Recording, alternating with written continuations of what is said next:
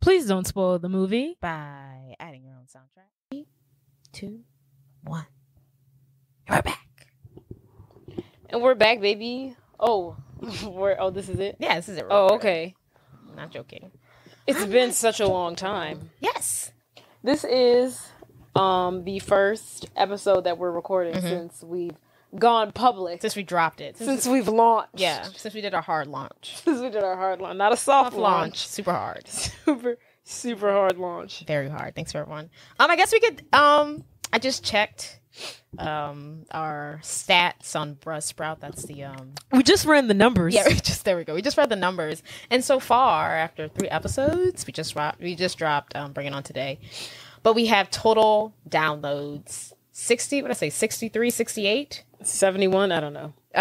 What was it? Hold on. 69, 67 downloads in almost, I want to say 2.5 weeks since we dropped the first, but whatever. Read it in a week, baby. Yeah. Thank you guys so much.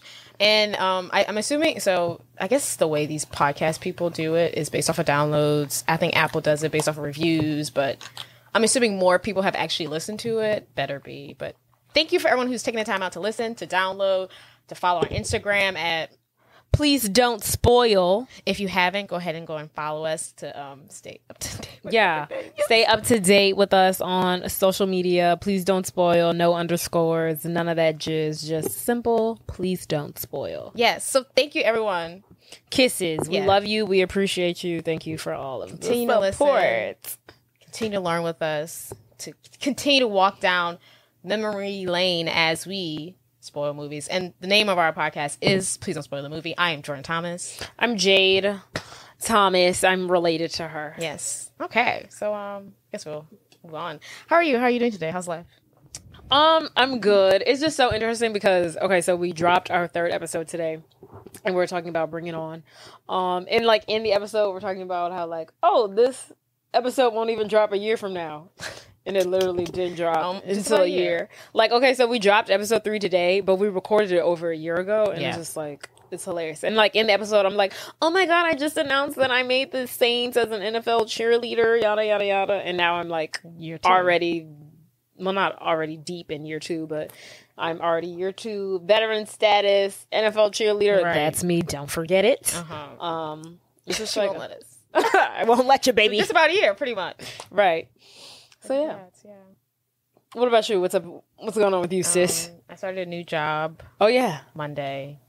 It's another accounting job. It's payroll. I won't say the company, but it's cool. Everyone seems nice. Yeah. I do work in a windowless dungeon. No windows. No windows. I don't think. I honestly, because I've driven around at least half of the building, and there's no windows. There's a window. There's an entrance. The whole building doesn't have entrance, door, window. There's a front door window. Or the back door and the front door have windows. But I don't think anywhere in that building has windows. Oh my God. I'm going to start calling it a mousetrap because that's what it feels like. It's giving prison cell. Yeah. What is it? Say that you work in accounting, like why do I feel like that's appropriate? That you're in a building with no windows? I think is... why do I feel like that's something that people associate with like accounting? Like being in a building with no windows. Admin. Yeah. Yeah, it's just like I think it's just how like everyone else gets these fun. Like if I was in marketing, I get like a fun, cool space. Right, you'd have like chairs that wiggle, or I would be sitting on a ball or something. Yeah, you'd be sitting on a ball or something. Yeah, I don't know what it is. I think that's where it comes from, and it's annoying. Like, I would like to see outside. Right.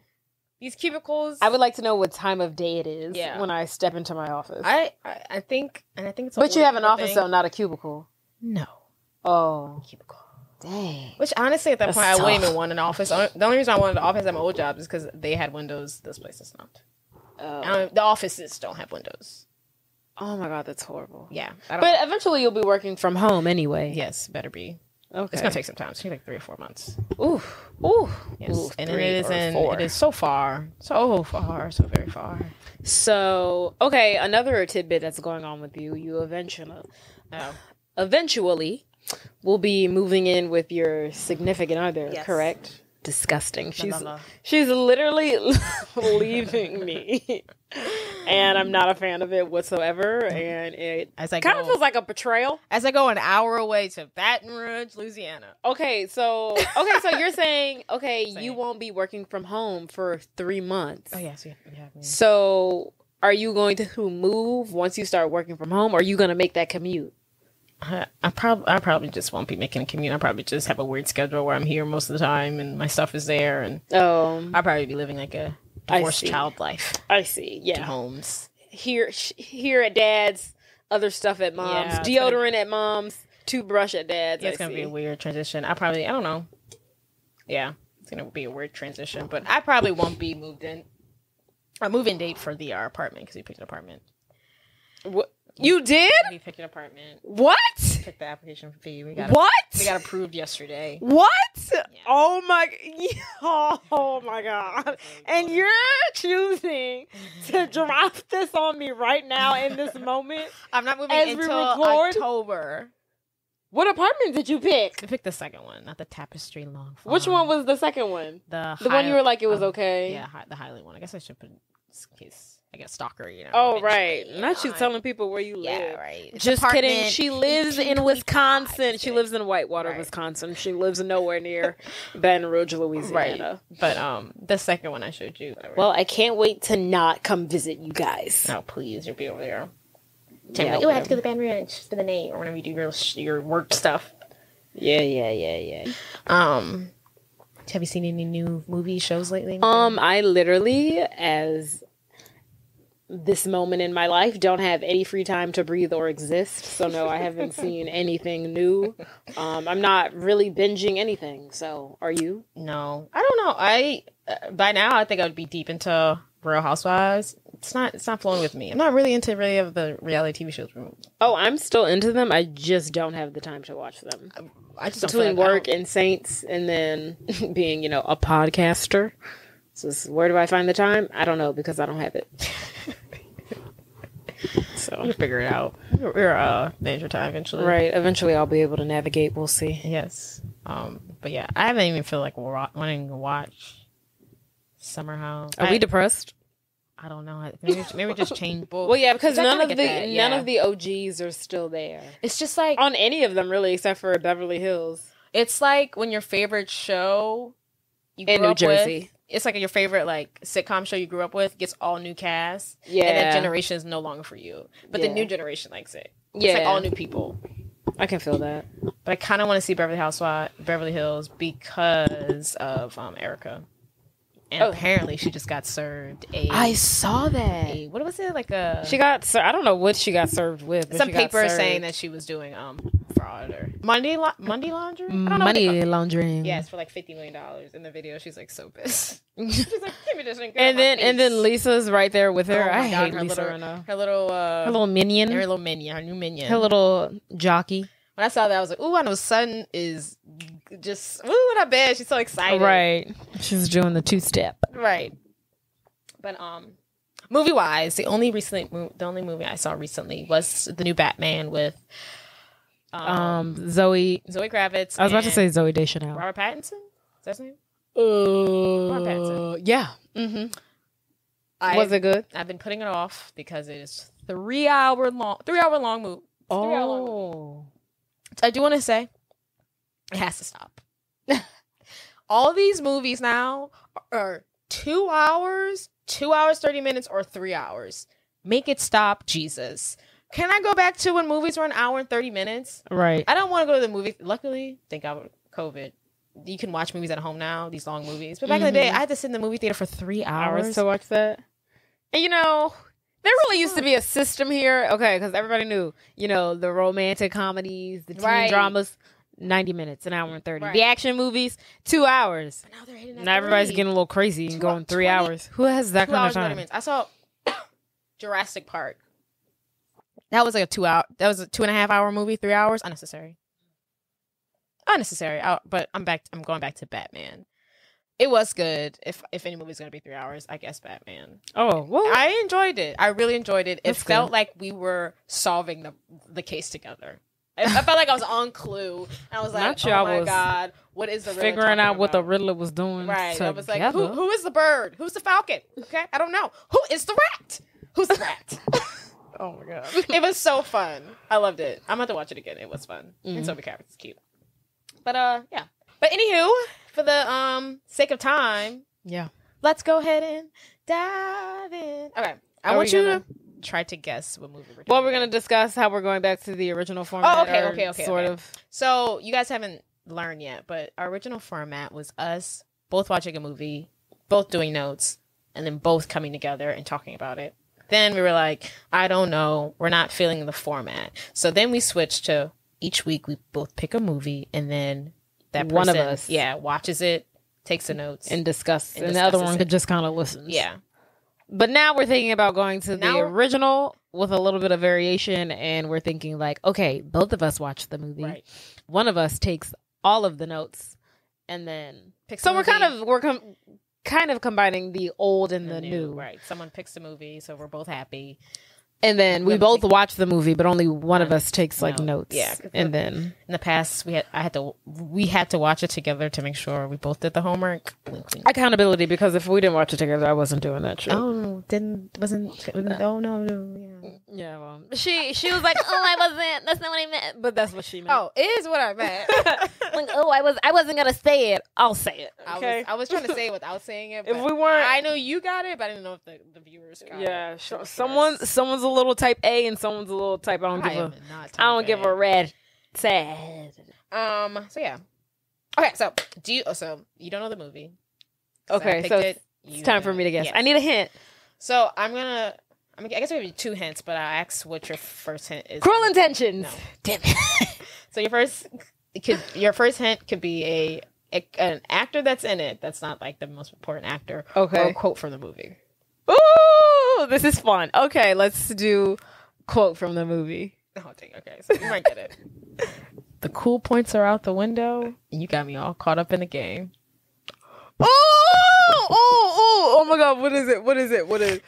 The cool points are out the window. Is it Zoolander? No, that's a good movie though. Oh my God, the cool points are out the window. Oh, Big Mom, no, bring it down the house. Bring it down the house. Bring it down the house. Yeah. Out the window. You got me all caught up in the game. Okay. The actor I was gonna tell you was Betty White. Oh, you know she's in that movie. I kind of forget. Who did she play? She's the neighbor. It's not funny. When I was like, if you'd have gave me Betty White, I never would have guessed it. She's like, I saw Mexicans be moving in. What's going on? Oh, right. Yeah, those Negroes across the street. She's like the racist neighbor. She's hilarious. But anywho, I couldn't find too many fun facts about the movie, but I'll give you what I got. Mm-hmm. Do you want to guess the budget? I'm gonna go with 13 million. Whew. Wrong. I'm too high. Too low. 27? Closer. 30. 33 million. There we go. Do you want to guess how much they made at the box office? 150. Pretty close. Do you want to keep guessing? Do I need to go higher or lower? Higher. 171. Too high. Okay, 160. Closer. 163. One more up. 164. $164.7 million. Okay. It's been 3 weeks at number one in the United States of America. Come on, Queen. And you already know they were surprised by that. Yeah. It. Right. Just want to say that a movie this iconic, Rotten Tomato has its rating as 34%. Disrespectful. Disrespectful. I saw this movie on Hulu, so check it. Hopefully by the time I release it, it's still on there. So I couldn't find any fun facts about the movie because it's not like Bring It On. But I did want to get fun facts about the Queen Latifah. Mm-hmm. So I'm just going to go ahead and give some fun facts about Queen Latifah in case you don't know. I will write my train of thought of this movie because we saw recently her new movie, Hustle, with Adam Sandler. That was a really good movie. I enjoyed it. It's on Netflix. Check it out. It's a basketball movie about recruiting. That's like a sports movie. She plays the wife. Adam Sandler's wife. And they have great on-camera chemistry. I was going to say they have a mixed race daughter, but that too. Yes. But they have great on-camera chemistry. It reminded me how much she's really good I can't think of a And movie. I would never have thought to put those two together Never. as husband and wife. I think Queen Latifah. She towers over him. Yes. But I think I can't think of any movie that I've watched when I was like, oh yeah, they don't have any on camera chemistry. Every movie she's in, every love story, every person, every size, every race, she's flowing with that person. She knows how to play a straight woman. Right. Very well. And she knows how to give on camera. Like, when I watched that Issa Rae movie with the Indian guy. Oh my goodness. That Lovebird or what was it called? Or Date? Oh my God. What was that movie called? It was horrible chemistry. Terrible. I've never in my life seen chemistry that was bad. so I was like, piss they're not poor. dating. There's no way they're dating. So piss poor. It was just like it was a decent movie. I was like, do y'all even like each other in real life? but it was just they just put them together just to put them together to do a funny movie. There was no on camera chemistry. And it was a good thing. It was a good thing. What is the name of that movie? It was a good thing that yeah, I'm trying to find the title of it. The Lovebirds. Oh yeah, that was called. Okay, it was a good thing that they were broken up. Right. Like, sorry for spoiling it for you, but that's the name of the podcast. But it's a good thing that they were broken up like 90% of the movie. Right. Because if they had spent the whole movie in a relationship, I'd have been like, turn this off. Yeah, it was. They had no chemistry. They weren't doing. And at the end, when they kissed, I was like, right. It's not. They were. oh my God, that was the worst on-screen kiss I've ever seen in my entire life. Yeah. I was like, is this amateur night at the Apollo? Like, why are y'all kissing like this? Oh yeah, it wasn't hitting like it used to hit. Okay, and then I saw that and I was like, ooh, bring down the house, boom, bam, bam. So I don't even know how we got sidetracked like that, but because I brought up how I got to bring down the house. Oh, okay. Hustlers, and it brought me down memory lane. I see. Okay, so Diana, Diana, Dana. God damn it, you don't know the damn name? Dana. Where is it? Here, I'll find it. Dana. Dana? Dana. It's Dana. Dana. Elaine Owens. Dana. Cut that out. Was born March 18th, 1970, and she's known professionally as Queen Latifah. She's an American rapper, actress, singer, born in New Jersey.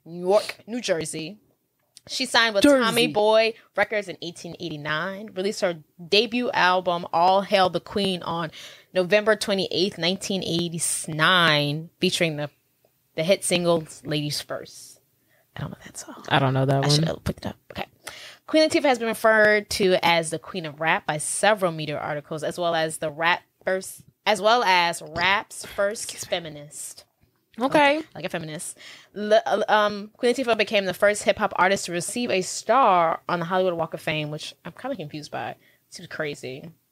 The first what? The first hip-hop artist to receive a star on the Hollywood Walk of Fame in 2006. It had to have been the first female. That's what it said. Okay, also my facts are coming from Wikipedia, and do you want to say whenever they ask you for money, throw them $1 or $2. Keep Wikipedia alive. It is free knowledge. It's a nonprofit. I think it's nonprofits. Free knowledge. You guys are getting from Wikipedia. Get them information. Just giving to us. It's a free Wikipedia. Donate like $1 or $2. You know what you got. And I got my information from TV Guide too. A fun fact that I read: she fulfilled a promise to a 16-year-old South Carolina girl who quit school after being harassed for being overweight, accompanying the girl to class when she agreed to return to school. She has her own. She is she was the face. What do you call it? A sponsor? Cover girl. She was a cover girl model. But spokesperson for Cover Girl, and apparently she had her own. I guess I always saw her as a just the face of it. I didn't know she had her own cosmetics. Oh, like her own line. Yeah, but she created for women of color.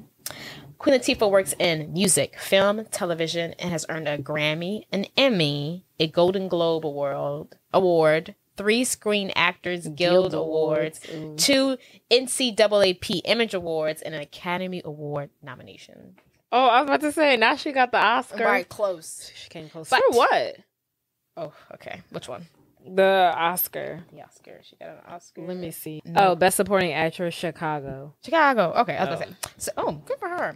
Some of her known movies are Okay, so she did get her one of her biggest breaks was Living Single, of course, the hit sitcom, which Friends stole. There we go. Good point. Because Living Single is the original Friends. Came first. But she's in popular movies, a number of them, but some notable ones: Bring Down the House, which we're talking about today, Taxi, Barbershop 2, Back in Business, Barbershop, Last Holiday, love that movie, Hairspray, Joyful Noise, never saw it, 22 Jump Street. You've seen Joyful Noise. I don't remember her being in 22 Jump Street. That was the second one. 21 Jump Street is the first one. Yeah. I don't know. Maybe I didn't really see the second one. Anywho. We won't be doing that movie. Ice Age. Girls Trip? Well, I need to go back and watch Girls Trip. It's been a while. I feel like I haven't watched Girls Trip since the day it came out. Yeah, I literally saw it on anything? Who knows? It might be on Netflix. Y'all add it to something. And then right now she's doing an action show called The Equalizer. Hats off. Yeah. Get her back in film, guys. Get her back in film. Queen Latifah. President for 2024. But yes. Just kidding. So let's hop on in. Bring Down the House. Okay. So the movie starts off with, let me say their names. So Queen Latifah is playing Charlene. Steve Martin is playing Peter. The dad from Cheaper by the Dozen. Yes. The main guy. Howie, which is going to be Eugene Levy is playing Howie, which is Steve Martin's friend. Yes, and he is in American Pies. The dad from American Pie. Yes. The dad from Schitt's Creek. The dad in a lot of things. Yes. Betty White is playing Mrs. Klein, which is going to be Peter's next door neighbor. And these other people, I'll get into them later. They're not as important. Anywho. So the movie starts off with Peter doing like an email communication with what he thinks is a hot, young, white female lawyer. Oh. And they're going back and forth. It's like AIM, like AOL. It's like Tinder, but like, right. They're like email messaging back in the day. What year did this movie come out? Hot. She did not do her due diligence, people. 2004 is what I'm going to guess. Or 2003. That's right. Bring it down the house. Bring it. 2003. Yeah. Look at me. You get a sticker. Anywho. Okay. So they're basically catfishing each other. Charlene, played by Queen Latifah, is doing most of the catfishing. Mm-hmm. She's doing a big part of it, but he's also, zhuzhing up himself. He's saying he's got, like boyishly blonde hair. His hair is white. It's like white. She's making gray. She's like making these innuendos, like she has a dark side. She's in prison. All this she's stuff. A criminal. Her username is Lawyer Girl, and they meet in like a legal chat room. Oh, because she's technically he's a lawyer. He's a tax lawyer. Oh, so yeah. So Peter's an older white guy. He's a tax lawyer. He's like really uppity. Not really. He's really uptight. He's gonna impress his boss. That's how it starts off. And then we go to his office. So he just gets to work. They're talking about a new client, which we'll see a lot of, Miss Arnaz. She's got a lot of money. She's very conservative. And they're trying to decide who's going to be like the point person on her account. Who's gonna lead the charge. Mm-hmm. Peter wants it, but he has a problem. He's supposed to be going to Hawaii soon with his kids. Okay. And if he goes to Hawaii, he can't be the point person on this. One of his coworkers, who's like a younger white guy, he points that out. He's like, "Well, Peter can't do it because he has to go to Hawaii." Blah, blah, the young hustler who's new on the scene, exactly, but super ambitious, exactly. But he's not going to miss an opportunity. F them kids, he says. We're not going to Hawaii. He's like, this young new lad over here is not about to step on my toes. I'm the OG up in this bizzle. So he's not missing this opportunity. He's going to cancel the trip, and he's going to be the point person on Miss Arnaz because he's a young, conservative man, and that's the point he gives apart to his that's the point he gets across to his partner. Mm-hmm. And then we soon find out that Peter is divorced, and he's divorced from his wife named Kate, who's played by this lady who's Jen Smart. Not important enough for me to recognize. Yes. So we find out he's divorced from his wife, Kate. And then Peter since he's canceled his trip, he can go meet Miss Arnaz. So he goes to meet her at their super uppity, you know, what do you call it? Not yacht club. Country club. Country club. There, Miss Arnaz is with her dog. You're never gonna guess his name, the dog's name. But Muffins. Muffins. That's a good one. Nibbler. That's a good one. But it's ridiculous. It's William Shakespeare.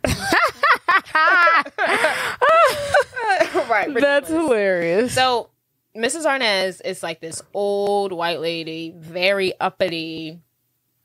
She's giving old money, and later on we'll learn that she's giving slave money too. But anywho, at first she's not really into Peter. She's really standoffish, but when Peter sticks up for her, because apparently you're not supposed to have any dogs in there, the waiter comes and says, "No dogs." And Peter's like, "Excuse me, sir. There's no sign at the door. Excuse me, sir. There's no sign at the door." He goes into his lower talk, right. blah, blah, blah. But he ends up bribing the waiter. He slides him like a 30 to like leave him alone. Oh, so he's like putting on this like big front, like, "Excuse me, sir. How dare you?" Right. But then he like slides him a 30 on the side, like, "Go away." Right. Okay, I feel you. She loves a dog. She's into him. She's into it. Okay. So he's in good with her. He's got in her good graces. Yes. And that's how that scene ends. Next we meet, so it's a lot of quick scenes. And then next we see Peter going home, in his home, and we meet his neighbor. Her name is Mrs. Klein, and she's played by Betty White. R.I.P. Right. Yes. And she's hilarious, because we know Betty White is hilarious. But her character is an old white lady, like 80s, and she's very racist. She makes a comment about seeing Latinos in the neighborhood, and she was wondering if they were just stealing anything. Peter! Right. Peter, did you see that? And also, here's another kicker. Betty's white character is his partner's sister. Oh. So he's living next to his partner's sister. That's tough. Right, very tough. So he's always... Is the partner his boss, or his partner is his partner? Oh, the head guy. I guess the CEO. Okay. Yeah, I'm assuming that he's also a partner, so like I guess a top partner. Okay. Could you imagine working next door to your partner, your boss's sister that you're like really trying to impress? I would really suck. Right. I would die. So he's had this big day, blah, blah, blah. He had to cancel the meeting. He had to see Betty White. He's got a new client, Miss Arnaz. But tonight is date night. It's what he's been preparing for. He's meeting Charlene? He's meeting a lawyer girl. Okay. Lawyer girl. It's his username that he knows about. Okay. He don't even know the girl name? Lawyer girl. What the? That's her username. That's how he addresses her. Okay. But I don't think he knows her name. He's getting dressed, ready for his date. He has a mini fashion montage where he's just trying on different outfits, like slack outfits with different basic shirts. You know, like some movie fashion montage. It'll like, go from it's a suit. It's a dress. Like it'll go like from something heinous to like something really cute. It's 80s and 90s. He's just like slacks in a shirt, slacks in a shirt, ooh, slacks in a shirt. I'm like, this is the most basic fashion montage ever. It's not real. Okay, so I want to paint this picture. Peter, white man, maybe 50s, 40s, very conservative, very uptight. Probably hasn't been around too many people of color. Right.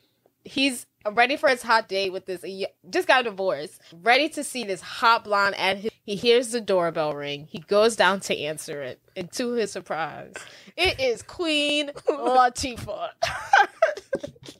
That's hilarious. It is hilarious, son. It gets me every time. Could you imagine? I always think about the people who go see movies and don't know what the movie's about. And they're like watching it like 15, 20 movies, and they're like, they ain't never seen the trailer. Yeah. Where's this going? Like, what did I sign up for? So he's shook. She's excited. He opens the door with 2 champagnes. She takes her one. She's very excited to see him. She's acting like nothing's wrong. He's trying to get down to the nitty gritty. Like this is not who I was promised. Because in the beginning, so she did send him a picture of her. So in the photo, it's like a reporter. It's a reporter, which is not a lawyer. Anywho, it's a reporter, and in the background, far background, is Charlene, Queen Latifah, getting arrested. And she's like, I am in the picture. That's me, baby boo. You got to read in between the lines. Right. She's like, you thought I was this lady, but I'm really this black lady in the background going to jail. That's hilarious. And then, so she basically gives her spiel that she was just got out of prison for being but she was falsely accused. I ain't do it. Right. And she's like, you know what? You say I lied to you, but you lied to me. Boy slocks. Right. Boyish locks. This is great. Brother, this is great. And right, she tells him her sob story, and then she's like, please help me, prove myself. What's the sob story? Okay, so she claims that she was falsely imprisoned for robbery. Okay. And the reason why she was in the lawyer chat room is because, she was looking for a lawyer. Well, she's looking for a lawyer. She's she's doing research on her case. You go in prison, you got time. If you're falsely accused, but might as well read up on stuff. So she's trying to find information. I guess she so happened to meet up with him. Please help me prove that I'm innocent. Peter's is like, I ain't gonna prove nothing, girl. Get out. So he pushes her out. And Peter is upstairs and he's thinking, what a hell of a day. He's getting ready for bed. He's like, oh yes. You can see him like what in the white world? He's about to knock out. He's getting undressed. And then we hear Charlene, oh Peter, you said he's gonna love this baby. You said I was your beautiful black queen. She's like screaming outside at like midnight, in the front of his lawn. Peter, you said that you was gonna love the top row, Peter. Peter has his hands around his ankle. He pulls him up so fast. He runs outside. He tackles Queen Latifah. He tackles Queen Latifah. You don't get choked. Yeah, he tackles Queen Latifah to the ground and drags her back inside. Oh my God, that's hilarious. Oh my God, to really put to instill the fear into a white man like that. Pull some ish like that in the middle of his neighborhood. Right. And then mind you, his nosy neighbor, played by Betty White, is also his partner's sister. Right. So he's trying to get her back in before she comes out. She does come out. Betty White comes out with like a golf club. Like, what's going on? She's like, I hear brown people. Right. It's only been she was only outside for 5 seconds. Like, how fast is Betty White moving? Oh, that's hilarious. He said he's going to call the police. He pulls her back inside. He's like, I'm going to call the police. But she threatens to share the emails like they have been sending back with his law office. Oh. So she's like, call the police all you want, but I bet you Brad and them would love to hear Peter, John, and Paul. Right, what you talking about with your new black lover in jail. Wait until they get a hold of this one. Right, and he's very serious about that. So he's like, you know what? No. He lets her stay the night. So she wakes up. He coerces her downstairs with some bagels. He's like, let's go have. And we're buying bagels outside? Yeah, on the patio. Oh, okay. On the patio. But it's a big gotcha moment. He's like, I locked all the doors. I deleted all those emails. I deleted your evidence. Bye, girl. Right. I want to see you again. Have fun. Toodaloo. And have fun with your stuff. So he locks up. He's going to go pick up her kids. And she pretends to walk off, but she breaks back into the house. Because she's a criminal. Yeah, and she says, I'm going to see you when you get home. Right. So this is when we meet Kate, and we meet Kate's sister, Ashley. Who is Kate? Kate's the wife. Okay. Ashley is her sister, who's a very... The one who does this one? Yeah. You okay. can't see it, but some kind of... Right. Jazzercise. Yeah, move. Kate is played by... Ashley is played by Missy Ply. She's kind of Who? familiar. Missy Ply. That's Ashley? That's the sister? Okay. So Ashley's character is a little more... Kate is like reserved and kind of sweet. Ashley's character is a gold digger. She's racist.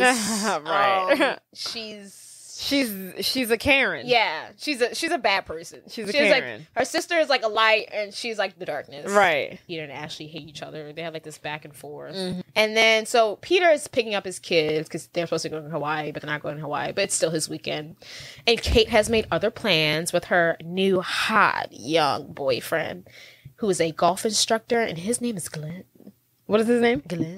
Glenn. Oh. Her and Glenn are going off to the mountains with each other. I don't know why, but I literally would have bet my life on it that his name was Enrique. That'd have been perfect. That'd have been like that's Legally Blonde. Perfect. Yeah, it'd have been that's like Legally Blonde. Somebody's stereotypical. Yeah, I was like, oh, I bet his name is Enrique. Kate trying to get back up there. Kate says she got her groove back. Right. So, like, as they're leaving, Peter's getting the kids in the car. Kate's talking about her trip with Peter. And she's like, are you jealous? Because you can tell that Kate wants is for Peter to give her some attention. Mm-hmm. And he was almost giving it, like, but they're talking. She's like, so what, are you jealous? And right when they're about to, like, have a little heart-to-heart, maybe, phone rings. Instantly picks up. And Kate's like, okay, whatever, bye. And then Peter is doing this, business stuff. Which business is talk. When there'll be 2 more times where Peter gets a phone call in front of Kate. Mm-hmm. And it's kind of a progression of how he is doing with his love with her and like his separation between work. Because the reason why they got a divorce is because he spent so much time. He's a workaholic. Uh-huh. So him answering the phone while they're mid-conversation, like in the snap of a finger, is a problem.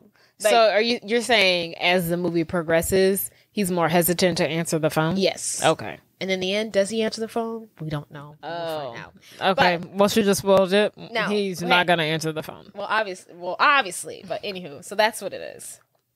So in the car, so Peter's taking his kids back to the house for their, father's child weekend. Mm-hmm. Daughter's got the lead in the school play, and the who's the daughter played by, Jordan? Daughter is played by, her name is Sarah. Is her name Sarah? I think her name is Sarah, and her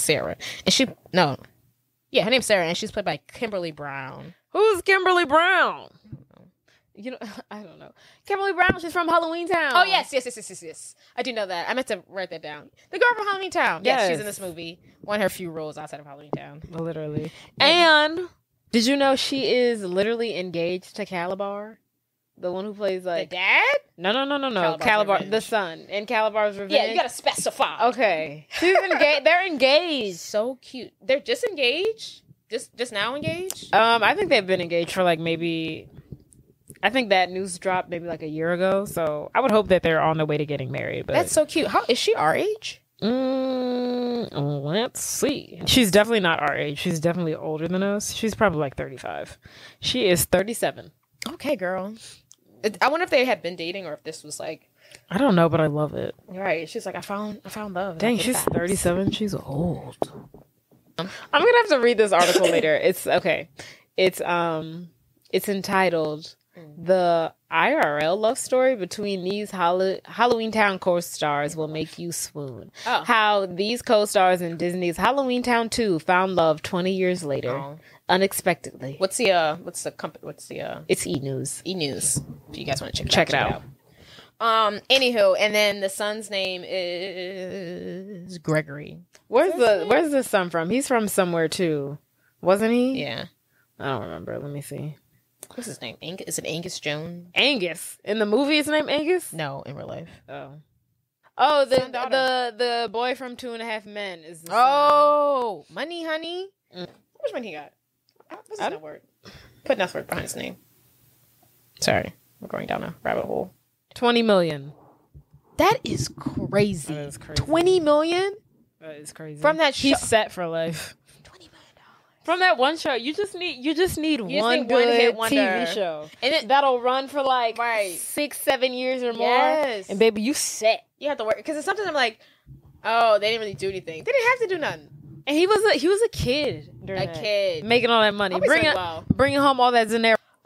But they skirt up into the house and blacks everywhere. Just black people all up in his house. Oh, at his house. At Peter's house. Peter's house. There is a house party. Negroes. Yes. Coloreds everywhere. Everywhere. In this white man's home. So Charlene is inside. She get her hair done. Someone called the authorities. Right. She says, look, I called my girl to come get my hair done because, I just got out of prison. She calls so-and-so. Boom, bam, clam. It's a house party, babe. It turned to a house party. And everyone's having a great time. He's trying to figure out what's going on. He looks to the right. His daughter is talking to some young black boy drinking. He looks to the left. His son's playing dominoes. He's shooting dice. And he's like, oh my God. He's like, what's going on? Nah, he's shooting dice. So he goes to Charlene. He said he wants the dogs to be put back in the pound. That's what he told her? That's what he told her about the people. So that didn't go too well. They all look at him like he crazy. So they pick him up and they throw him into the pool. So they hear his racist comment. Yeah. And they're like, I don't think so. It goes record scratch when he says that. Oh, it's like right. He's like, where'd the loud music go? Put your dogs back into the pound. Right. Oh, so that is hilarious. He gets thrown to the party. I mean, thrown into the water. Pool. And Charlene gets a message. She ends the parties. She ends the party and it's chill. And she is bold. She's like, let me go meet these kids. She introduces herself to the kids. He's like, what are you doing? Blah blah blah. And he kicks her out again. She's like, get out of my house. Get out. Mm-hmm. And then so they're off to the country club. Okay. They have another country club event. That's what they were supposed to be doing for the day. They pull up to the country club. He immediately dishes the kids. He's like, y'all go do whatever. I got a meeting with... I gotta go country club. Right. He's got a meeting with Mrs. Arnaz. The lady with the dog. So, before Mrs. Arnaz gets there, he's talking to his pal, Howie. Which the is... dad from American Pie. Yes. So, they're talking... I guess he's like running her... He's like low-key running him the story about everything. But not really. He's not being super specific, of course. Right.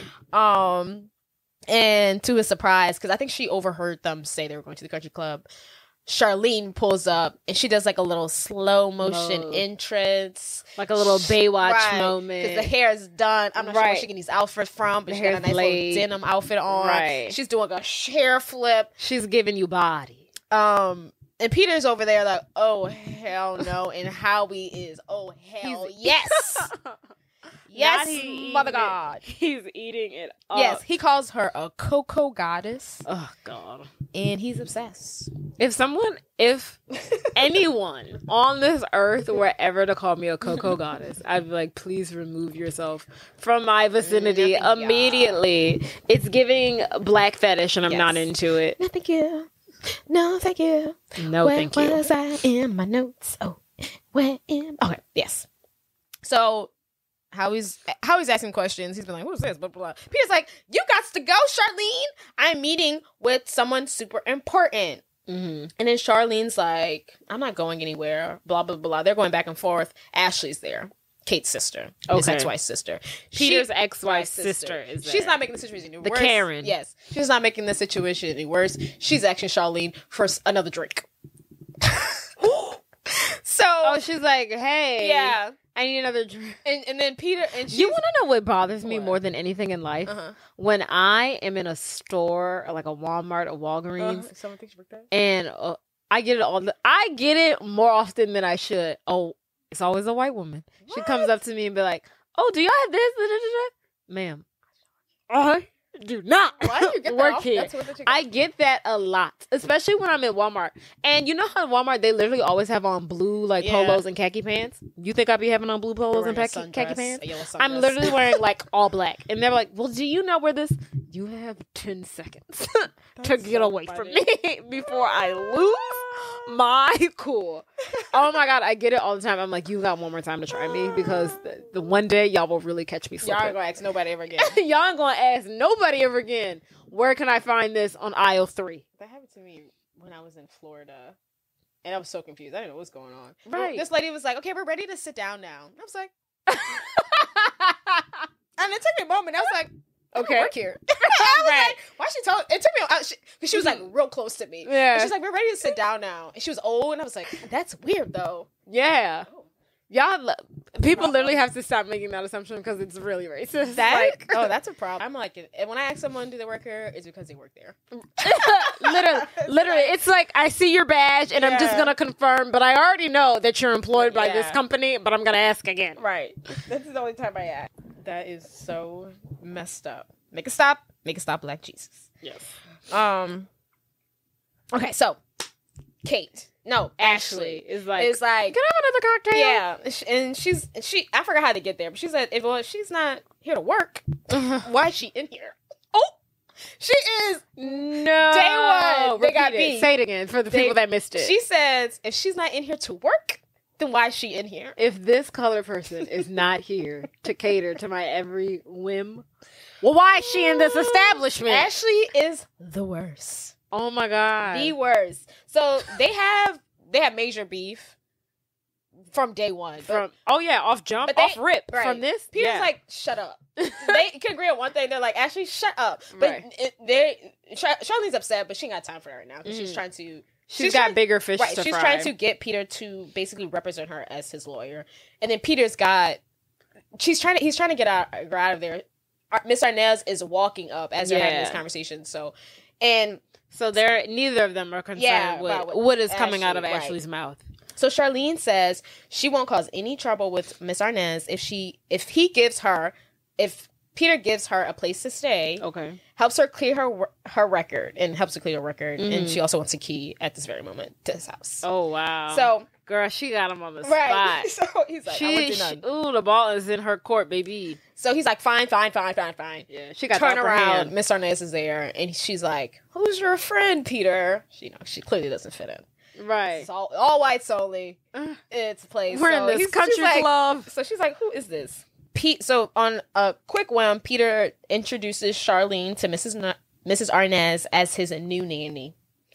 And she not the help, right? So Charlene plays a part, and she puts on a good Southern accent for him, like a good. Ma'am, right? Good Southern. I is here to help clean and cook in the house, in the big house, in the main house. Yes, and then every now and then I like to, Yes, his friend Howie, follows along with Charlene. Is playing along. He's like, "Oh, come on, Charlene, let's go find the kids." Because wherever she going, he wants to go with her. So. Okay. So they figured all that out. They go back home, and so Charlene secured her spot to the house. Now we see Kate and Glenn at the lake house. They're doing their thing. Glenn's really into it. Who is Glenn? The boyfriend. The new boyfriend. Okay. The golf instructor. Okay. Yes. Peter's ex-wife and Glenn. Her new hot young boyfriend. Yes. So they're at the lake house getting that groove on. Glenn's really into it. Kate is like, what am I doing here? She's like trying to be into it, but she's not. Her heart's not in it. You can tell. You can tell. This isn't for me. Yeah, she's like, I'm trying to date again. But she's like, what am I doing? I was like, I'm too old for this. So Ashley, her sister, calls, and she's like, oh, hey, Ashley. What's up? So Ashley's called because she saw Peter with a colored person. Very concerned. While she's doing this, it's also funny. She's on a date with some old, like a 9-year-old man who's like an oxygen tank. And she's like feeding him soup. And she's worried about what frickin' Peter doing with this black woman. Girl, worry about you and this old man so you can keep him alive. To get this check. But Ashley is trying to tell Kate that she needs to do something about this black woman and whatever. And Kate is not worried about it. She's like, I don't know what you're talking about, blah, blah, blah. But Ashley is bothered. Mm-hmm. Okay. So Peter and Charlene are going over her criminal file. She claims that the evidence that was brought against her was planted, and she didn't rob nobody. I didn't rob nobody, bro. It was not me. She wants an appeal, but Peter says since she was released, she doesn't get an appeal. Charlene makes a face. She's like, yeah. Okay, wait, now that I think about it. Okay, so she's out of jail. She just wants to clear her name. Mm-hmm. Aww. So she claims. But yeah, so Peter's like, you can't get an appeal. You will let go. It's whatever. Just be happy. Peter's like, he's like, you're out of jail. Yeah, whatever. Peter's like, what it is. Charge you to the game. So like, they're like having this back and forth. I guess Peter can tell like she's not an idiot. So Peter's like, why don't you just go back to school? He suggests her to take an English class. Get that grammar up. Right. And he says she should be. It ain't. Right. Isn't. Right. He's giving all this. And he says that Charlene should be more like his daughter. And in the background. Not this 30-something-year-old black woman should be more like my 15-year-old high school white child daughter. And I quote, she's going places. Charlene looks out the window. She's sneaking out the house. And she says, oh yeah, she's going places. All right. Right. That's as she sneaks out the house. As she sneaks out, it's like, oh yeah, she's going places. So good for Charlene for not being a rat. Yes, she's an amazing person. So the next morning, Peter's at work, and Charlene shows up because she has found some more like information about her case. So I guess she was excited to share it. So she says she found out that the police withheld information about her case. So the witness said that the person who robbed the bank did not have a tattoo on their chest. Did not have a tattoo on her chest. Charlene has a big old tattoo on her chest. Okay. And she said... That's vital information. Right. They said they withheld that, and that's discorporatory evidence. They said some lawyer term. He's Right. like, look at you knowing words. Big that word. is. That's a big word for Right. for a brown girl like you. So he's very impressed with her lore knowledge, and once again wonders why she talks like that and why she doesn't act the way Peter acts. But Charlene's like, I don't want to act that way. Like, I don't want to be uptight like you, up in here. Right. And then when Peter asks, why do you act like that? Because he's in the room, he says, because it's sexy. I can't wait. Because it's sexy. But they have this conversation. It gets interrupted because his secretary tells Peter that the boss is on his way. And then Charlene goes, do we have to play hide the sister again? Or do I have to do this? She said, do we have to play hide the sister? Or do we have to do that slave voice again? Oh, Right. which one I got? Right. So they, on the way out, I guess they were trying to do the whole sneaker out thing, but the boss is like, hey, Peter, what's going on? And then Charlene pretends to be, I guess, like a secretary of a church and was like thanking Peter. Oh, why thank you, Peter. Right. We really appreciate that Yes. fine donation you For gave to the services. Methodist Baptist Right. Church. He said he was going to do the taxes. Of Great Zion. Basically. Wow, all the stereotypes.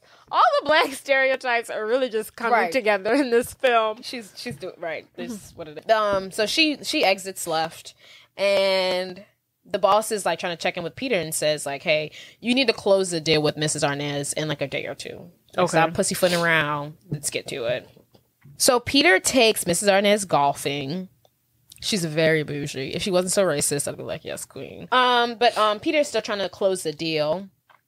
But once again, he's distracted by the whole Charlene thing. So he's about to close the deal, but he's like, oh, let me go handle this Charlene thing.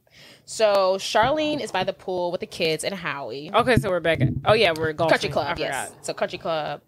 Charlene is babysitting at the pool. Howie's with Charlene because he's trying to get out with his, his boo thing. While he's hanging out with her, he says he wants to dip her in Cheese Whiz and spread her over a Ritz cracker. And he also tells her That's a line. right. He also says some quotable lines. He also says, "You tripping, boo?"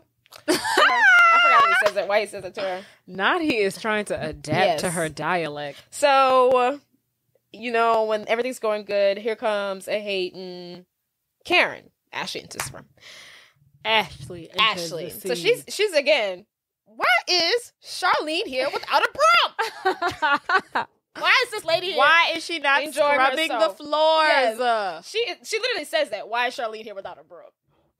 Literally. Not it's an actual And I quote, line. and I have written down, this lady is wild. She's unhinged. It's one thing to say that behind her back. To her face, ballsy. This lady is unhinged. She's got ball. She's got pizzazz. Right. So they're going back and forth. I think Charlene calls her white trash, bad girl, And Charlene, she lets it go for Peter's sake because Peter's over there. And he's like, please stop. Mrs. Arnaz is over there. I need y'all to chill, please. And she's like, you know what, Peter, for you, I'll stop. Mm-hmm. Charlene peeps Ashley go to the bathroom. So she's like, you know what? Let me go to the bathroom. I'm gonna follow this girl. Now, I don't know how to summarize the scene, but if you haven't seen it, go watch it. So Charlene follows Ashley to the bathroom. Mm-hmm. And when Charlene enters the bathroom, she locks the door behind her. Ashley's like, "What's up, girl?" And so Charlene's like, "You know what?" So Ashley and Charlene are in the bathroom together by themselves. Yes. Okay. You remember what I'm talking about? They about to square up. Yeah. Uh-huh. So Charlene says, "Let's go." Blah blah blah blah. Charlene swings on Ashley, and they fight. A fight ensues. But Ashley, she does Pilates. No. Jazzercise. Taebo. Taekwondo. Taebo. Oh, Taibo. It's 5 days a week for 2 hours. So she got Actually, it might have been 7 days a week. It was some ridiculous number, but it was 2 hours, whatever day it was. Well, that's insane. So the girl's fit. She's in shape. Right. So she's holding her own. I think Charlene did not go in there expecting to Charlene, have a fair fight. Charlene punches her in the face. Ashley so when after Ashley said, "I know Taibo," Charlene says, "I know hood. I grew up in the hood, 7 day weeks, 24/7. Let's go." They're fighting. It was about 50-50. You know, Ashley threw some good swings, some good hits, some good kicks. Charlene did some swings, some good hits. Yeah. So it was close, but in the end, Charlene took it home. And that hood, you can't knock that hood. And then it don't matter how much training you have, baby. When you grow up on them streets, you don't stand a chance. Okay, right. Exactly. And she ends with hanging Ashley on the door about her, like, I don't know, underwear, I presume, but oh my god, yeah. She hangs her on the door, like the hook of the bathroom door. Yeah, that's hilarious. It's a pretty good scene. Hilarious. Back at the house, Charlene is teaching Peter's son how to read. Peter's son's name is Gregory. Good old Gregory. But I'm just going about Peter's son. But he's reading something like, the butt was so big in my face. Right. No. Porn? He's reading porn. Oh, I didn't get that from what you just said. The butt was in my face. Oh, I didn't hear that. But so he's reading a porno magazine. Oh my goodness. Because at first Peter's like, what is going on? He like rips at. I was like, what are you doing? So he's like, you read. What are you doing? What? I'm so glad you read. But he's like mad and like excited he's like at the mad same that time. he's reading. Okay, that's. But Charlene explains to him what he was bothering me, and I told him to read. He just needs to slow down and read something interesting. And Peter's trying to be all upset. She's like, "What? I found it in your room. I don't know why she's digging in his room for." But that's hilarious. You all mad? This is your stuff, right? And I think he makes a comment. It's like, you need to throw this away. But he's like, well, actually, just leave it on the counter. Let's not. Yeah, let's not get rid of it just yet. So they're done with that. They're still at the house, so Mrs. Klein comes over because it's girls' poker night, and I guess it's girls' what? Poker night. Oh, poker night at her house. So why is she coming over to Peter's house? She's picking up Peter's son Gregory because he hangs out with them on poker night. Not sure why. Oh, the next door, Betty White. Oh yeah. Oh, I'm thinking about the other old lady, Arnez Klein. Okay, so Betty White is coming over to pick up Peter's son, Gregory, because he goes to poker night. Okay. Yes. She calls him the F word. She's on the way out. She's like, you like a little F word. Oh, no. She's just terrible. Not Betty. Not the slur. Right. She's terrible. She's just picking on him. And then while Gregory and Mrs. Klein are out the door, a boy walks up, and he says he's there to see Peter's daughter, Sarah. And Sarah's like, "Oh, Dad, I didn't want to bring it up, but you know, I've been liking this boy, and I've been wanting on a date with him. She looks very like proper and like preppy, and so this boy. She's like very covered up and wholesome looking. Yeah, and so is the boy. And her hair's pulled back. Yeah, and the boy's also very like frat boy. I'm gonna get into Harvard law type vibe. He's being very proper, and he's like, you know what, kiddo, I guess you can take my daughter on a date. So they go to the car, they drive off a little bit, they're playing loud music, and the guy that she's really going on the date with hops out from the back seat. It's the guy she really likes. I guess he must be harder to hide his badness. I don't know why the other guy she likes couldn't have just put on the preppy clothes. Yeah, but she unzips her jacket. Yeah, she pulls her hair down, and then the guy who she's really meeting up with pops out. Yeah, and she's like, woo! Okay. So the other guy was just a decoy. He's a decoy. Not sure why he needed it, but maybe he had a car. I don't really understand, but he's on the car. But whatever. So it's just Charlene and Peter at the house alone because the kids are off doing their own thing. And Peter's like, you know what? Do you want to go to dinner? And she's like, sure, let's go to dinner. So nice. So they go to this like really, really cute restaurant. It's like dinner, but like in the middle there's like it's like actually a dance floor, and they get up and dance. It's like really cute. I wish places like that exist. I feel like they don't. So they start talking. Peter asks her like if she has a boyfriend. She says she does, or she used to, but they haven't communicated since she got out. Out the pen. But they're talking and chit chatting. But the song "Ain't Nobody," in parentheses, "Love Me Better" by Shaka Khan comes on. Come on, ain't nobody loves me better. Makes me happy. Makes me feel this way. Okay, so that song comes on. Ooh, you put your arms around. Okay, so I love the song. But they go up and dance because we're just talking about how uptight he is. Right. So she's trying to loosen him up. Get him on the dance floor. She's showing him how to dance. He's dancing all crazy. It's kind of fun though. I know we talked about this earlier, but they have so much chemistry. They're not even supposed to be dating, but they're just vibing. Right. They're like, don't look like. Yeah.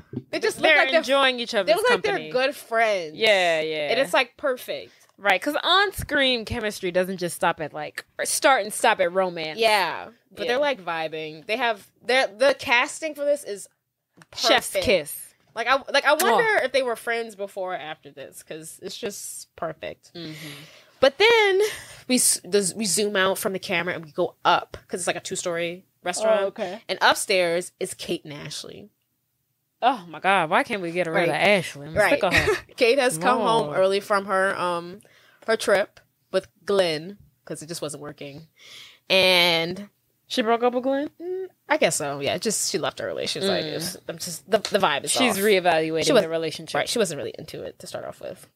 But they're upstairs at the same restaurant, and they notice Peter and Charlene dancing, and Kate's like, he never danced like that with me. Look at him having so much fun. Ashley looks over there and she said, "Oh hell no."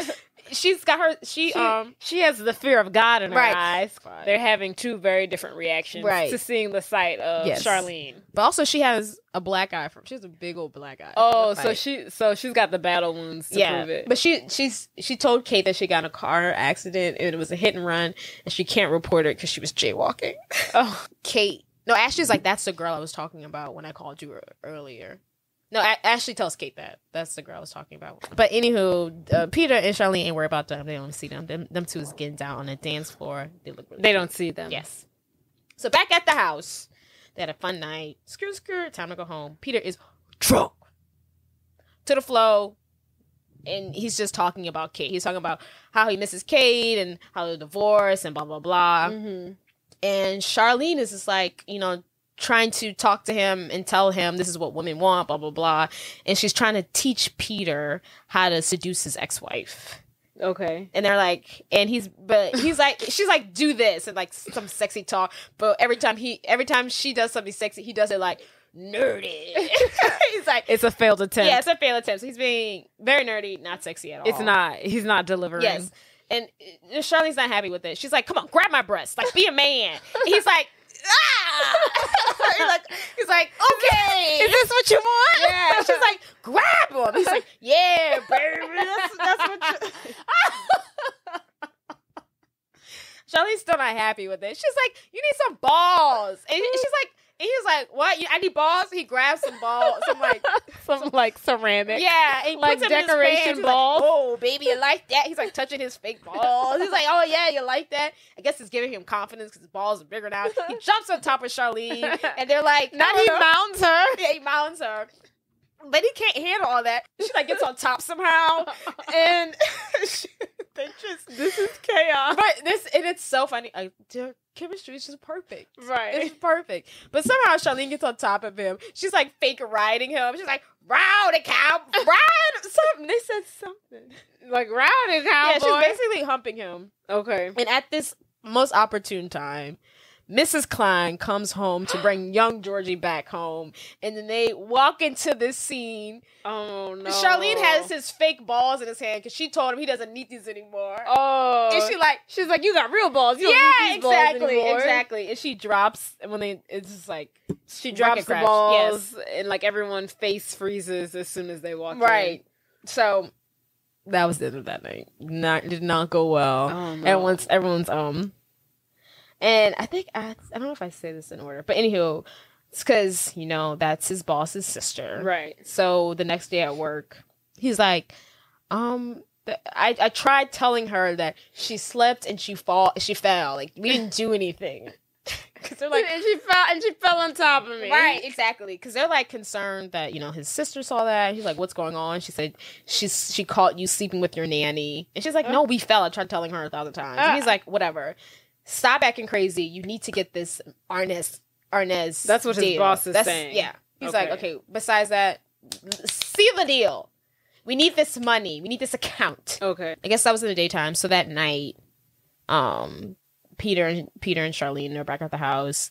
We see Charlene outside talking to her ex-boyfriend or her current boyfriend. I'm not sure if they broke up. So he comes to visit finally at Peter's house, and he's asking about the case. Blah blah blah. What do they know? Any new information? Da da da. And she's like, he leaves. He goes inside. Peter saw the whole thing. He's like, planning any crimes lately? I'm weak.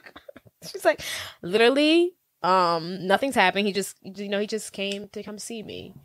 And I guess he's like, this is her ex? Yeah. Okay. His name is Widow. He's played by Steve Harris. Popular. You know him if you saw him. Really? Yeah.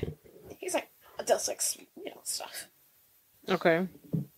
But they're like talking. I guess he's like concerned, but he's also worried about her, like who she hang out with, because they're like great friends at this point. Right. I think she starts calling him Pete. It's just so cute. They're like perfect. They're like besties. Right. Now. At this point, I'm just like, they're like really good friends. Yeah. So after Charlene's boyfriend leaves, this is the same night, she gets a call from Peter's daughter, Sarah. Oh, this guy. Yeah. You know the guy from Diary of a Mad Black Woman. Yes. Okay. Yes. Scary Baldwin. So Peter's daughter calls Charlene. So Sarah calls Charlene. And it's like, hey, can you please pick me up? I'm at a party. Don't tell Dad. And then the next scene we see is Charlene has showed up to the party and it's like, Sarah, girl, where you at? She finds Sarah. Sarah's like, I just want to leave. And Charlene's like, what happened? She was like, this guy was basically like, I told him no. He was like pushing up on me. Not rape culture. He's being aggressive. I didn't like it. I'm upset. I want to go home. And Charlene's like, sure. What's his name? Right. But after I handle some business. Yeah, right. So Charlene is like, go to sit in the car. And I think his name is Mike. She's like, where's Mike? So she apparently she finds Mike, because the next scene we see is Mike hanging over the balcony by his feet, because Charlene is like holding him by his feet, by his ankles out the window. Over the balcony. And Charlene's like, say you're sorry. And he's like, I'm sorry. Say you're sorry, Sarah. I'm sorry, Sarah. Say no means no. No means no. No means That's what I'm talking about. Right. Yes. Vindication. Right. So Sarah's down like, with the male patriarchy. So Sarah's like sees all this. She's like crying and smiling at the same time. But back at the house, I guess Charlene eventually has to tell Peter what happens. Like the situation. Oh, like your daughter. Because Peter once again he doesn't know she's sneaking out. Oh yeah, he doesn't know that she has this dark side and she's a rebel and right. she a fast little girl. Right. She doesn't know that she's out. Right. So Charlene tells Peter, and I just want to say, how old do you think Sarah's character is in this movie? She should be 16, but I'm sure she's 14. Oh, you gotta go in the middle of this too. Oh, she's 15. She's 15. I was like, huh. I would have never guessed 15. I think I would have guessed 18. I didn't think she was gonna be that young. For the sake of the storyline, yeah, should. For the sake of the storyline, she shouldn't be older than 16, in my opinion. But she doesn't look 15. I was like, Jesus, she's 15. So he's upset after finding out this information. Charlene tells Peter to keep his cool and keep his cool when he talks to Sarah about the party. He goes into Sarah's bedroom and is being very relaxed. And he's like, so tell me about the party. And he's like asking her this question. So he's like, so he was trying to get up all in that. He's like, he's trying to be relatable. He's trying to use all this like black lingo. So he was trying to get all in that. And she's like, but he did not. And she's like, he's like, and he's like, oh, thank God. But once she sees that he's cool about the situation, she like gives him a hug. She's like, oh, I can't wait to tell you so much more. Like in her head, he's like opened a line of communication. Right. And he's like, I can't do this again. He's like, I can't. Like, there's more. He like hugs her, but he's like concerned. He goes back to his room. He like screams in his pillow. He takes a pill. And he goes to sleep. He's like, this is too much. Yes. So I guess the next morning on his way to work, Peter is doing his daily routine, which is driving by his ex-wife's house. And to his surprise, he sees her taking out her trash because she's supposed to be at the lake house still. Oh, okay. In his eyes. Yes. Yeah. So he gets out the car and is like, hey, why are you here? And she's like, oh, something happened. I just didn't like the mountains, blah, blah, blah. And she's like, why are you here? Like, why are you driving past it? He was like, oh, this is my shortcut to work. And she's like, this is not a shortcut to anybody's job. She's like, sure. But he drives by to, like, see her. Oh. And, like, a cute, like, I guess. In a stalkery way. In a cute stalkery way. He just drives by to, like, I guess, to, like, in his old life. I don't know. That's precious. So Kate's like, okay, so now he knows I'm home. I guess I'll come pick up the kids because he's a trash father. Because, I mean, it's technically his weekend, but she's like, oh, I guess, you know, I'm here now. I'll come pick up the kids. But he's like, no, I'm having a great time with them. Enjoy your weekend off. And to, you know, in Kate's mind, that's a plus. Yeah. Because this is uptight, workaholic. It's not a red flag. Right. It's a white flag. Yes. A workaholic, no fun Peter. And he wants to spend time with his kids, bare minimum. Mm-hmm. And she's excited. But while they're having this conversation, because he's like, they're talking, his phone rings. He doesn't immediately pick it up. Lets it ring once or twice, but he eventually picks it up. Kate is upset because here he goes talking on the phone again. Right. And because that's she's like, one step forward, right, two steps back. Right, because every time because they're about to have a good conversation, but every time they have a good conversation, the phone rings, he answers it, ruins it. And she's like, that's why we don't date. That's why we broke up. Yeah, that's why we broke up. So, but of course, he doesn't answer it right away. He's getting a little closer, but he's not there yet. Because last time he answered it immediately. But on the other line is Charlene, and she's telling him he should come home. Mm-hmm. And she's like, I tried to highlight all the crazy stuff they say. He said, I'll be home in my own sweet time, girlfriend. So Charlene reminds him that Mrs. Arnaz is supposed to be coming over to sign the contract. Which one is Miss Arnaz? Not Betty White, the other one? Yes. Okay. The money. The client. The money man. The money girl. The money. Oh, their old money. The account that we need. The dime. She's coming over to sign the contract. So she reminds him. So back at the house, he's like, oh, God, yeah, I do need to go home. I'm sorry. Bye, Kate. Gotta go. So back at the house, Peter is rushing around trying to get everything. Got a blast. Right. Charlene's in the kitchen, like cooking, but she's like, "Hey, do you have a moment? Can we talk?" And Peter's like, "Not right now. Like, we can talk about it later. You know, I'm busy. I got to get the kids together. I need you to cook. I got to hide you at one point. I don't have time to talk to you about something. Whatever you need, it can wait." Okay, but it shouldn't have waited, of course. Okay, but Mr. Ness has arrived, and she's first concern, and she brings up the rumors that she's heard about him, like sleeping with a nanny, okay, and the messiness that she's heard about his family. And so like I said earlier, Miss Inez just came over to like sign some papers, but like while she's in there, she's like, what is that smell that I'm smelling?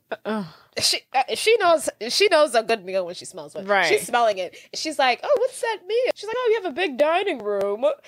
To the point where she's like, do you want some food or what? She's like saying all these things. She wants to be invited to dinner without just asking it. And he's like, would you like to sit down for dinner? Right. And because it wasn't supposed to be a dinner. It's just supposed to be, she came over, signed some papers. Okay. And he was like, let me see if our nanny has made enough plates. I'm not sure if she's made enough food. And he like goes back there. He's like, I need a favor from you, Charlene. Mm-hmm.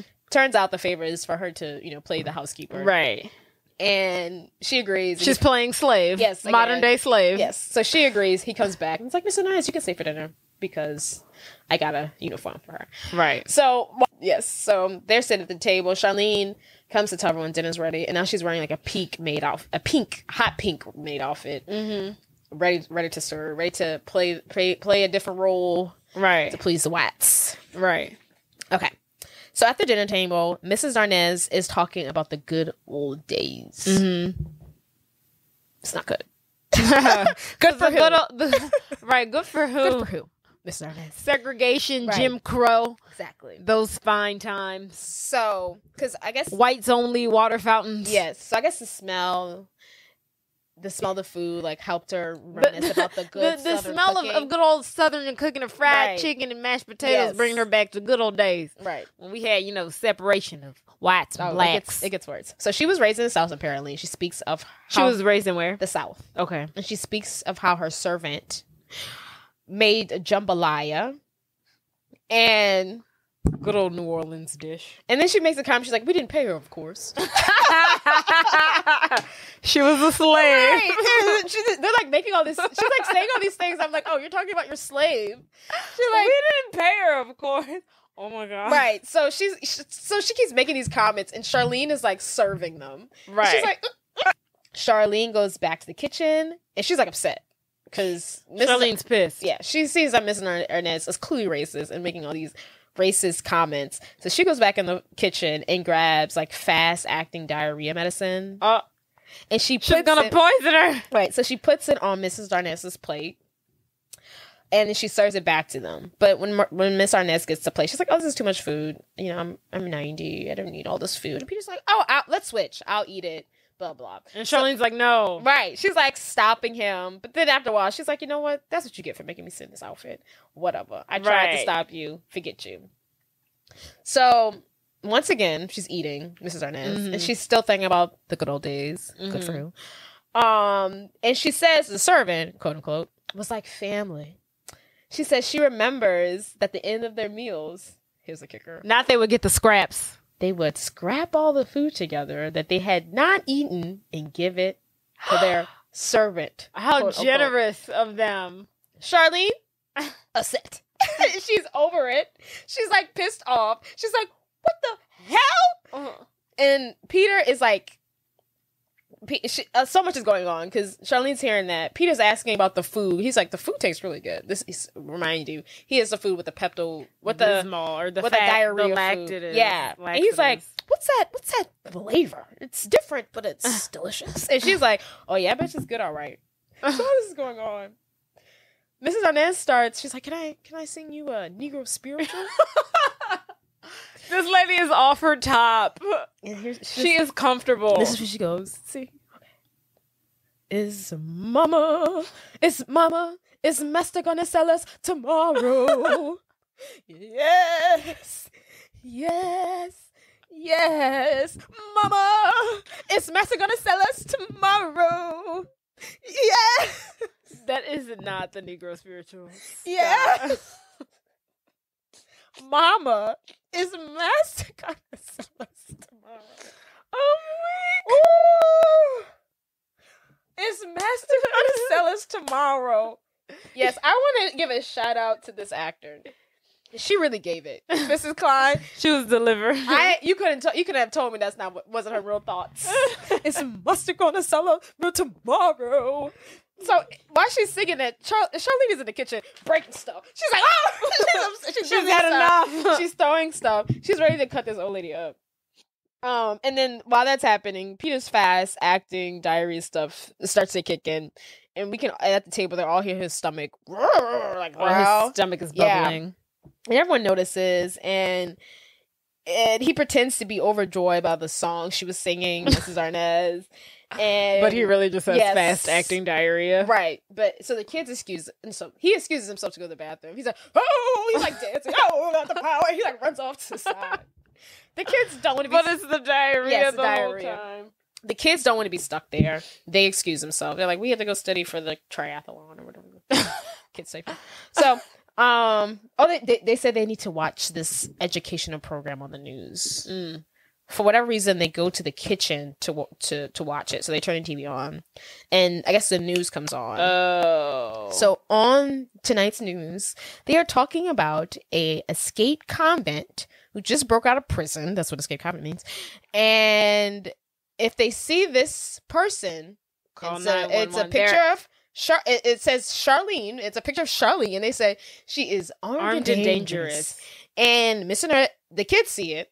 Mrs. Arnaz see it, Peter sees it, and they turn around and they all look at Charlene, and she's like, dang, gone it. Oh my goodness. So this is the news that she wanted to tell Peter early in the day. She was like, I had to tell you something. And he's like, I don't have time. Yes, that's what he wanted to tell her. When he was like, you don't need to, like, you can't do a appeal because you were let go. She makes a face. That's why, because she didn't have an appeal. She broke out of prison. Oh, wow. So they look at Charlene confused as hell. Mrs. Arnaz is pissed off. She gets back in her limo, disgusted. Right. And Peter's like, please, Mrs. Arnaz. She's like, she closes her own door. She's like, give me that. How dare you feed me the meal made by a convict and not a slave? So she's pissed. Charlene she's like, Pete, like, Peter's walking back to the house. Charlene's outside, and she's trying to beg Pete, like, let me try to, like, hear me out. Yeah, hear me out. But Peter's like, I'm not buying what you're selling. Pete is honestly just disappointed. He's not even angry. He's just like, you gotta go, girl. It's kind of like, oh, it's like a parent being upset with you. Right. She's like, all right, let me go grab my stuff, and she leaves. Mm-hmm.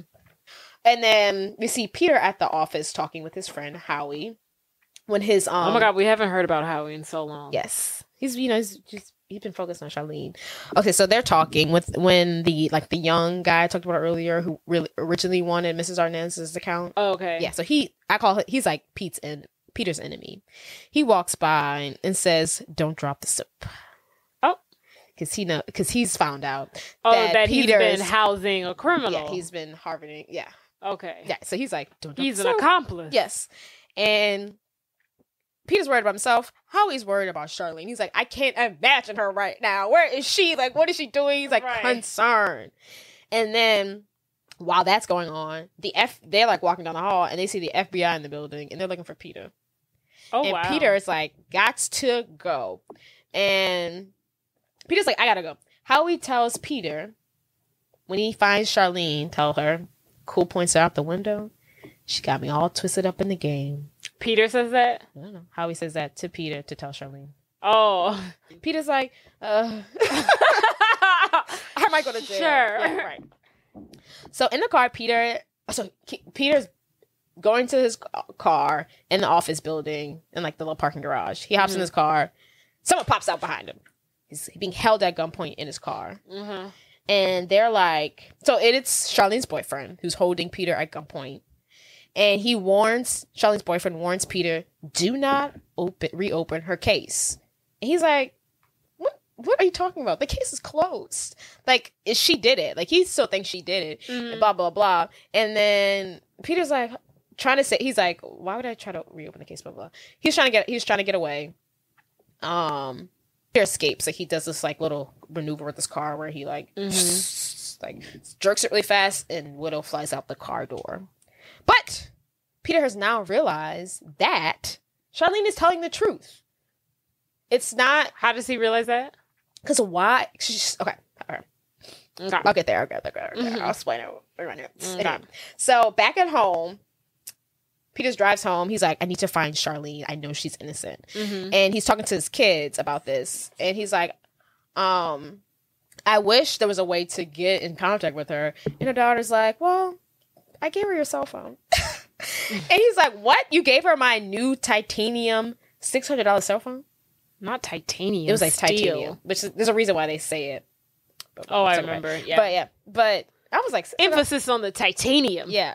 $600 cell phone? I was like, girl, I would have bought you. Also, where is he? Did he not know who his cell phone was? Right. How do you not know that your cell phone is not? Different times. Because in 2022... Baby, that cell phone missing for more than 30 seconds. We have a problem. Right, exactly. But whatever. Right. So he's like, great. Now I have a way to get into contact with her. He calls his phone. Blah, blah, blah. So Peter reveals that Charlene was clearly the person involved with the battery. Because he's been asking about the case. He's like, don't reopen the case. Why is he so concerned about her reopening the case if she did it? It's because he did it. Say that again. Because he did it. Who did it? The boyfriend. Wisdom. Widow.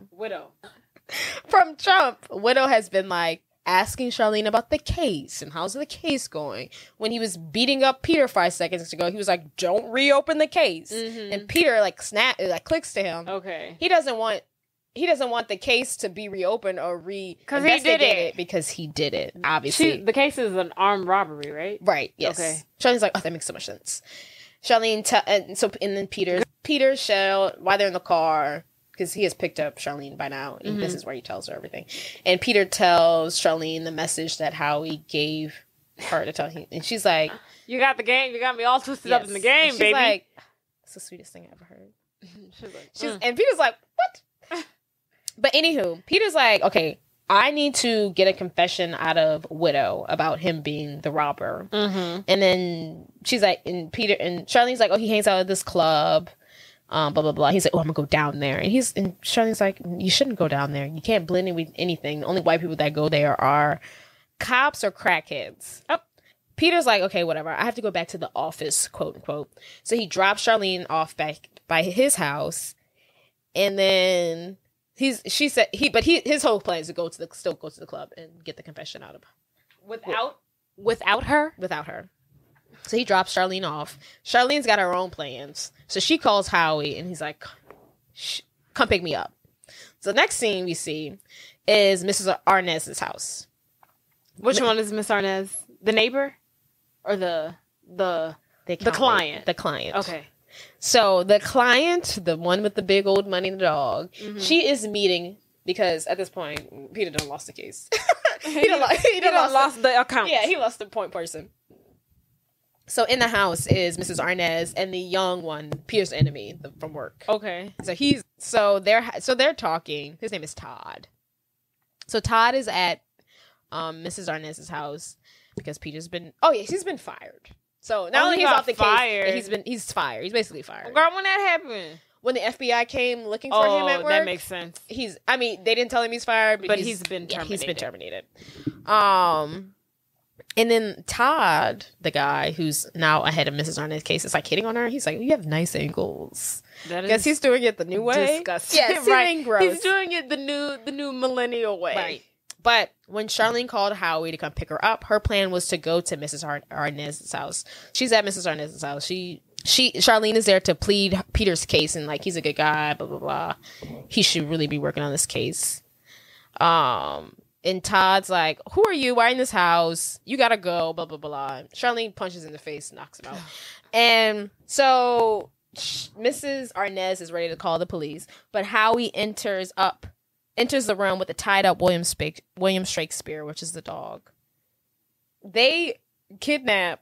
So Howie and Charlene kidnap Mrs. Arnaz and William Shakespeare, the dog, and I don't know where they originally were going to bring her. Right, what was the intention? Yeah, I don't know what was their original intention. What was that going to do? Right, but anywho, so they put her in the back of their car. So Peter has pulled up to the club, and with the intent of going into the club, fighting Widow, and making him confess to robbing the bank.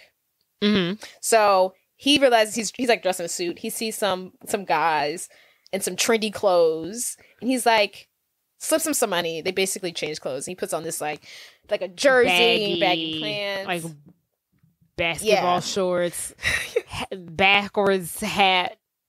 Right. So this is another scene I can't convey. So you have to watch it even if you just watch a snippet of it. But so he enters a club with this like black scent, and he's talking to everybody. Oh, he's like he's like, whoa, how you doing, man? Woo. He's like, what's up, player? What's up? just bringing attention to himself. He's not even trying to be cool. He's just like saying everything. People are looking at him, like he's crazy. Oh my god, I vaguely remember. So yeah, I'm just like, he's over there cutting up at the club. Cut to Charlene is calling the kids, trying to get like updates, trying to find their dad. Mm-hmm. That's what she realizes. She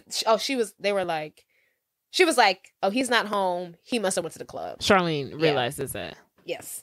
So Charlene, Howie, Mrs. Arnaz, and William Shakespeare, those 2x4s.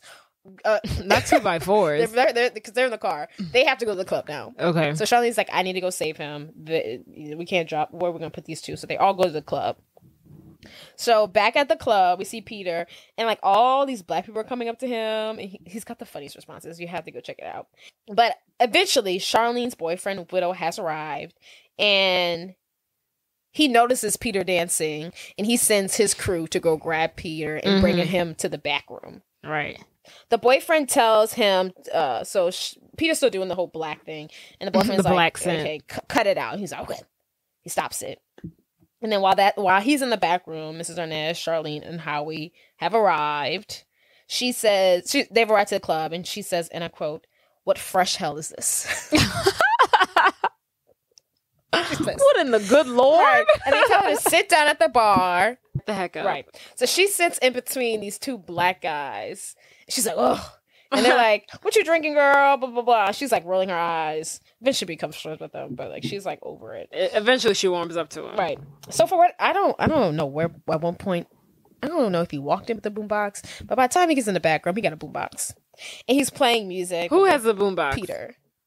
Because he's in the back room with Widow. And I don't know where he gets his boombox from, but he has a boombox and he's playing music on it. And Widow's like, turn that crap off. So he like turns it off. Mm-hmm. But he's actually recording the conversation. Genius. Yeah. So Peter's like, okay, I would launder the money you stole for $100,000. That's a deal. That's a deal that's what he's claiming to have gone there. But he's trying to make him confess to stealing the money. Right. But he's like, I'll launder the money for you.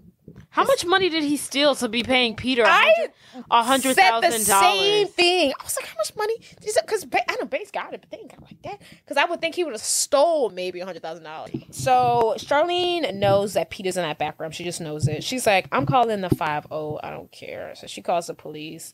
And then back in the back room, Peter and Widow are having a conversation. Widow's getting upset. He knows that Peter's story's BS, and he holds up a gun to Peter's head, and he's like, tell me the truth. And it's somehow in that conversation, Widow admits that's not a girl in the photo. Actually, it was a photo. It wasn't a video. A photo of the bank robbery. It's him in a wig and in a dress. Which is such a ridiculous thing you have to admit to people. Right. It's like, I robbed a bank dressed up as my girlfriend. So Charlene eventually makes her way to the back room where Peter and Widow are, and she asks Widow to let Peter go, and then the boyfriend points a gun at Charlene, and then Peter does something, and the boyfriend drops the gun, and somehow Howie's got the gun, and then the boyfriend and the crew start fighting, and it's like this big da-da-da. And then chaos ensues. Howie accidentally shoots a gun, and when he shoots it, he gets scared. He drops the gun. Jesus. While this is going on, Mr. Arnaz is on the bar dancing. Charlene and Widow are fighting. They're like really fighting. Like, eventually, Widow gets the gun, and the boyfriend gets the gun. He points it at Charlene, and he shoots. And he misses. He hits her in the chest. He hits her in the chest. Howie jumps on Widow. Peter goes to check on Charlene, and he sees that she's all right because the bullet hit the phone, the titanium platinum phone, because it was made out of like titanium steel. Yeah, so it doesn't go through foreshadowing. So Peter realized like Charlene's okay, and she didn't really get shot. The FBI, they barge in. Right, they barge in. Everyone gets arrested. Freeze! But Peter's like, whoa! I have a recording that Charlene didn't do it. I don't care. Which is, I'm like, oh, that doesn't mean anything. She still broke out of prison. Right. I was like, oh, okay. But, sake for the story. Oh, she's vindicated, blah, blah, blah. She's innocent. Right. For whatever reason, the FBI praises Peter for his work. For his, like, I was like, oh my God. Get out of here. So they're like outside the club at the ambulance. Mrs. Arnaz is like stumbling out, stoned, and she's trying to be mad at Pete. And then Mrs. Arnaz is like, I want dinner. And Peter's like, I'll take you to dinner. So Peter and Miss Arnaz go off, and then Charlene and Howie stay together. So that night is over. The big kabla. Climax. Right. I'm back at the office. I'm assuming maybe the next day or a couple days later, or maybe a couple months. Back at the office, Peter is seen in the hall with boxes of his stuff because he's packed up his stuff, and we learn now that Mr. Arnaz is his new client, and he's starting his own firm. Oh, okay. And Howie, his good friend Howie, is going to be a partner. And they like leave the firm, and like they see the boss and like the little young boy, and they're like, deuces, right? Bye. He says, kiss my natural black ass to the people. That is hilarious. And then from there, because they just picked up their stuff from the old office, they're moving into their new office space. It's like on the beach. It's real cute. So he opens one of his beachfront, right? So he opens his new office door, like his actual like office, and Charlene like turns around in the chair, and she's like, "What's up? Hey guys." What's up? And she's looking great. She says she wants to thank him again for everything. Her life is back together. It's on the right path. They're like meeting each other, and then while they're like reminiscing, Kate shows up. She's like, "Oh," and Charlene and Kate meet for the first time, and Charlene's like, "Take care of my boy." Yeah. So, and then Charlene goes to talk with Howie because they have their own thing. Mm-hmm. So, Peter and Kate are finally having a conversation. They're talking real They're cute. having a moment. Yes, and they're finally having a moment, and they end up kissing, and they make up pretty much. Then his phone rings. The phone rings. Right. And he doesn't answer it. Wait, come on. She's like, they're like, look at the phone. She's like, here we go again. This is why I left you. He throws the phone out the window and they make out some more. He throws it out the window. So cute. Oh, how romantic. And we see the real stars of the movie. And like, in another office, we see Howie. Charlene is giving Howie cone rolls. Oh like my God, now Jamaican, she's braiding his hair. Like with Jamaican beads. Oh my God, now with the beads. But I guess they're going to date. But yeah. I guess they're going to date. And that's the end of the movie. Everyone lives happily ever after. What a production. That's bringing down the house, baby. Oh my God, now I have to actually watch it on my own because now I feel like watching it. Right. Ah, what a great movie. What a good comedy. Yeah. And it's a little bit different from what we've done so far. It's not a teen movie. This is just true. Laughter. But I do want to go back to the old format because I didn't like the fact that like I didn't see the movie because I was like, I want to laugh too. Yeah. All right, so here on out, we're going back to the old format with a little bit of the new format. Yeah. We'll see how it goes. This is all just a learning experience. This is all very much a trial run. Yeah. And you're just along for the ride. Stay with us. But we want to thank you for listening. Thank you for tuning in. Right. This is episode, I don't know, like 7, 8, one of them. 9, 10. More to come. Yes. Stay tuned. Stay connected. Like, subscribe, download, all that good jizz. And join us next time for Please Don't Spoil the Movie. All right. We're out of here. All right. Bye. Bye.